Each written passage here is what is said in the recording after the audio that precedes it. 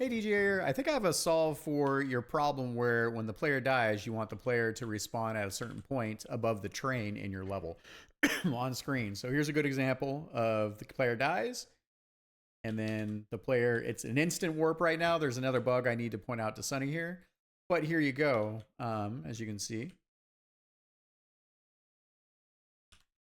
Yeah, so while it's an instant warp, that is definitely putting you back above the train. So how we wound up doing this is, this isn't needed. We basically set up a trigger condition. It's set to switch mode. And this is when on player enters initial trigger. We have a bool enemy here because you don't want this to trigger when you enter.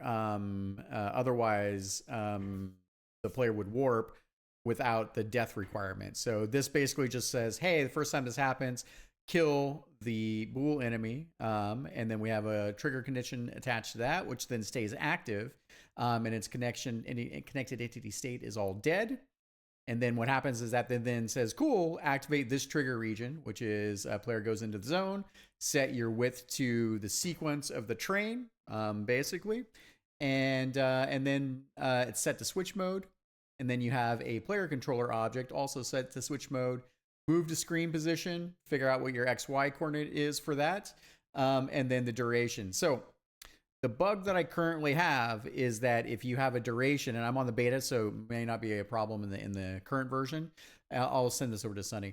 But basically, the problem is that anything but 0 leaves your player stuck. Couldn't figure out why.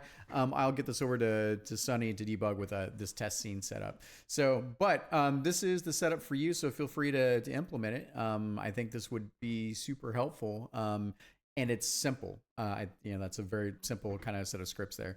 Okay, I hope that is helpful. Talk to you soon.